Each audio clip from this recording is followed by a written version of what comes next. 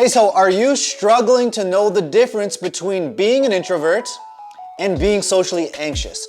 And you're struggling because you want to know how much of this is just my personality, okay? And how much of this is something I can transform. So if you're pondering these questions, you're in the right place, because today I'm going to make a clear distinction. The difference between introversion and being socially anxious, okay? The overlap, the points of confusion, and I'm going to prove to you that you're not stuck with the shy and introverted personality, okay? So let's dive in right now.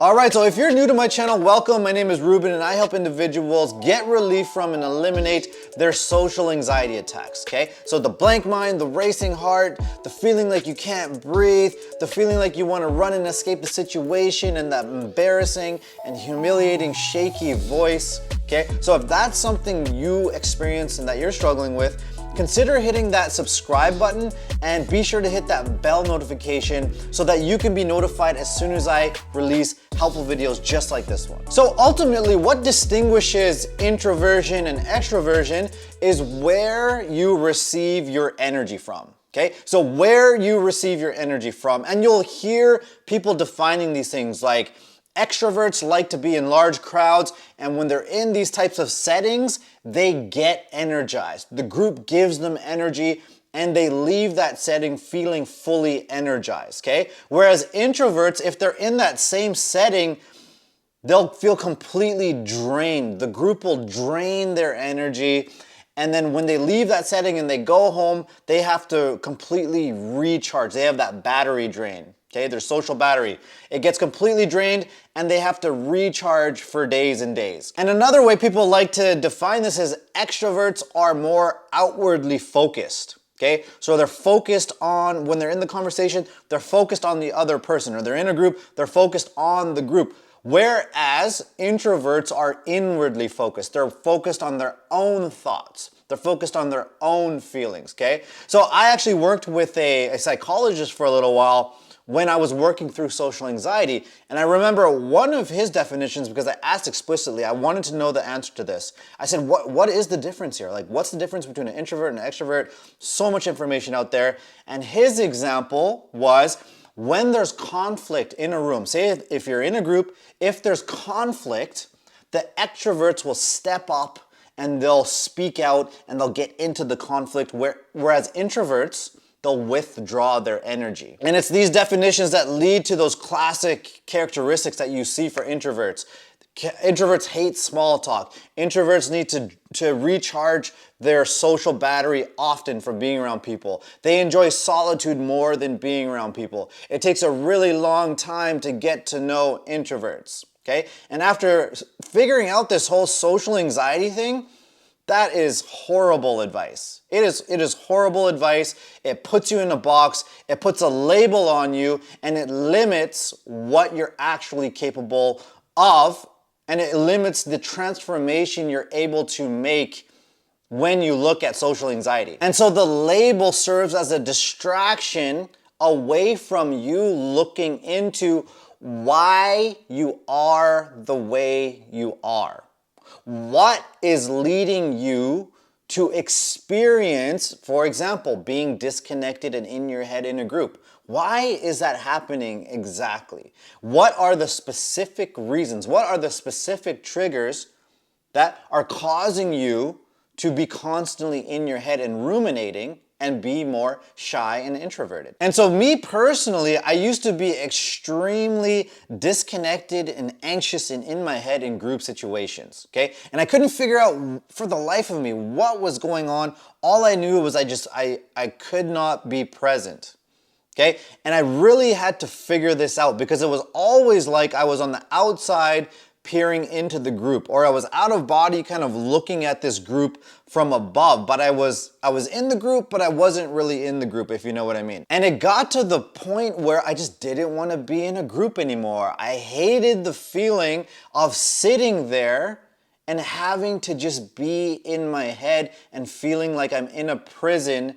among people, feeling so alone among people, and then having to go and recharge. getting away, having to be alone, having time to process everything, having time to just be alone with my thoughts, recharge my energy. Does that sound familiar? It sounds like the same thing we're talking about when it comes to introversion. And so when I really started to tackle my social anxiety, take a deep dive on social anxiety in particular, okay? What I started to learn is that it wasn't this blanket umbrella statement that I was anxious in groups. What I really started to learn was that certain personalities within the group were triggering me. Okay, so for example, whenever there was an aggressive male in the group, I would completely withdraw my energy and be in my head. And I remember at one of my previous companies, we had team meetings, we're going through updates, okay? And at this company, if you've been following me for a while, you know me being put on the spot was one of the most horrifying experiences I ever experienced. Mind blanking, voice shaking, debilitating physical symptoms, heart racing, and all of those things, okay? But at this point, I had overcome that, okay? I had overcome that aspect of my social anxiety. Now I was working on group dynamics, okay? So we're in this group, and one of my coworkers is sharing his update, but he's shy, he's really quiet, withdrawn, you can't really hear him speak, and he's stuttering a bit. And there's this supervisor, this manager that was always shaming and poking fun at people. So whenever my coworker, my friend, he would share, the manager would say, "Can't hear you, we can't hear you." And then my friend would try to speak up a little bit, and then the manager would be like, "Didn't get that, ha ha ha," and then he'd be trying to humiliate him in front of the group. And at that point, I would withdraw my energy and I would just feel like I'm in my head. Like, what's going on here? I don't feel connected to this group anymore. I feel like I'm in my head. I'm battling to get out of my head. And then after the meetings, feeling completely drained, like, thank God that meeting's over. Replaying those events of that manager over and over and over again in my head, having to recharge, okay? So if I took the easy route and said that I'm just an introvert and that's just the way it is, these are introvert qualities, okay? I would never look into why I was experiencing those things, which at the bottom, at the root of it, is I was raised in a home where my father was a very aggressive, rageful, angry male. So you can see how that manager's energy was mirroring my father's energy, and there was this little child inside me that was getting triggered by this manager. Growing up, that type of energy could lead to a physical altercation. It could lead to being screamed at. It could lead to getting humiliated, okay? It could lead to ultimately hostility. There was no predictability in that environment. There was no safety, okay? So now you can see that when you trace back what it is specifically that's getting triggered within you, it becomes a very empowering thing because you can see why those things are there, and then you can work towards healing those things. So for example, in my case, you can work on healing those things so that inner child or that young Rubin inside me is not getting triggered anymore by that manager. And if you want to learn more about the specifics of the healing process, then I would highly recommend you download your free guide. I'm going to link it below the video. I highly recommend going through the step-by-step process, which is going to help walk you through and understand why you are the way you are. Okay, underneath that introvert label, okay, what are the internal dynamics that are going on? What specifically are your triggers? Okay, and then how to heal them permanently. So like I was saying, so that young inner child is no longer getting triggered in that group. And why this inner child is putting you in a state where you're completely in your head and your energy is being completely drained. Okay, so I highly recommend downloading that. It's completely free and working through the steps. Now, I'm a huge believer in freedom, okay? The ultimate goal here is to have the ability to choose what you experience moment to moment and on a daily basis. And you want to move away from what I call forced introversion, okay? You don't want to be up in your head. You don't want to be overthinking everything, okay? But you're forced to, Like I was in those work meetings I was talking about. My body was just reacting, was an automatic response, me going up into my head. It's not something I chose to do with my free will. And you want to be able to choose ultimately if you want to be extroverted or introverted according to what you need, according to what your needs are. I'm a huge believer that we are all extroverted. We're all extroverted. We are social creatures, human beings. We're herd animals. We roll in packs, we roll in herds, okay? That is how we've evolved. And before I overcame social anxiety, I identified very, very closely with being an introvert, okay? Going through, if you're in a corporate environment, if you're in the workplace, or if you're going through the school system and you're in university, you'll notice that these institutions, these places, they really like to use those labels. They use it as a tool to gauge your current personality and place you within, certain roles in the work environment, you have certain responsibilities according to this personality that you present with, okay? So they might have you take a Myers Briggs test or personality types, and they're gonna use those tests to see where they can place you within the company, okay? Now, for me, when I was going through the whole thing and my company was telling me I'm an introvert, I remember taking the Myers Briggs test, and at that point, I was 67% introverted, 67%. But then when I overcame the social anxiety, remember, being anxious, it's completely draining, right? It drains your battery, it makes you not want to talk to people, it makes you display all of the characteristics that they have for introverts. There's so much overlap there, okay? But after I overcame the social anxiety, when I took the test again, I was 58% extroverted. And I'm telling you this not because the label or introverted or extroverted is important. I'm telling you this because your personality can shift. It can transform profoundly when you overcome social anxiety, okay? Being that shy, introverted, anxious person is not who you truly are. And there's no way to know your social limitations until you overcome social anxiety. So going back to my example with the work meetings, when I was able to go back and heal those things from childhood and no longer get triggered by that manager, I no longer got drained in those meetings. I no longer displayed introverted characteristics in those meetings. And then all of a sudden, something that was completely draining is energizing for me. So you can see these profound shifts that can happen. So in my family lineage, in my family of origin, right? Same with my wife's as well. We have a lot of, there's a lot of mental illness. Okay, there's a lot of addictions running rampant.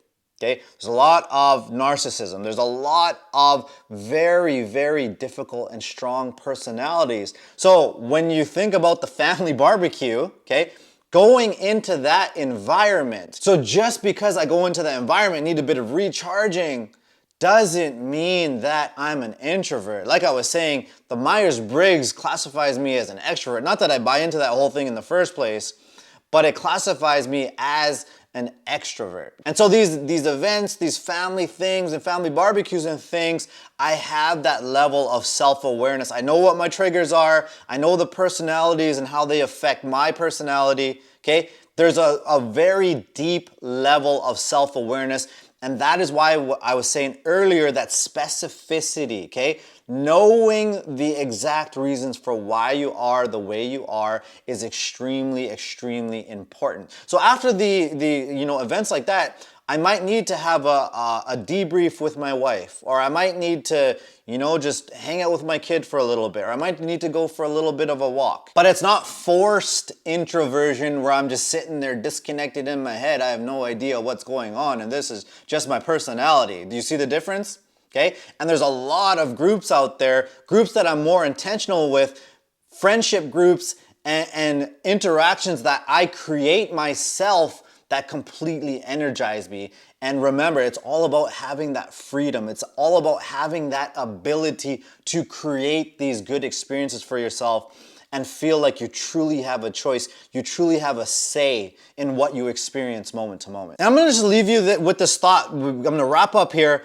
And I remember working with one of my students. I wanna tell you just how toxic labels can be. They should only be used as a starting place, okay? Once you have your starting place, your energy, your focus needs to be on transformation, okay? So I remember working with one of my students, and he's on the autistic spectrum, okay? And he comes across this stumbling block in our program, Trigger Free. I haven't come across one student who doesn't stumble on this one thing in our program, okay? And he stumbles on this thing like I expected, and he goes, Rubin, he goes, I'm really sorry, it's because I'm autistic. And I said, hey man, it has absolutely nothing to do with being autistic, okay? Every single student stumbles on this thing. And he was surprised. He's like, oh, okay. So everyone stumbles. And I was like, yes, everybody stumbles on this thing. I was like, don't sell yourself short. Okay? So you can see what a label can do to somebody, how it can really take them away from the truth of the situation. The truth is everybody stumbles with that. Okay? But what the label did is it caused him to create this narrative in his mind that because he's autistic, he's limited. And that's not the truth. He's an incredibly talented and brilliant individual. And these labels, they can be taken so far, and they have such an impact on people in the 12-step world, okay? 12-step meetings, the 12-step organizations in the world that serves millions and millions and millions of people, okay? All the way from addictions to not being able to earn enough money, to working through childhood things. There's all of these different kinds of 12-step groups. A universal thing in all of these groups is the serenity prayer, okay? The serenity prayer goes, God, scary word, right? It goes, God, give me the serenity to accept the things I cannot change, the courage to change the things I can, and the wisdom to know the difference, okay? And if you're using the label introversion, grant me the serenity to accept the things I cannot change, is you're going to accept things that you actually can change. Okay, so do not sell yourself short. And if you need more support, you can follow me on Instagram. I got daily tips, inspiration, just a ton of content to help you along your healing journey. And you can also join my Facebook group. I'm gonna link both of those below the video. You can come and connect. You can ask me questions, you can get clarifications, you can get a bit closer guidance in there from me as well. All right, so and if you liked the video, you found it helpful, please like and subscribe. And that's it for today. I'll see you in the next video, all right? Peace out.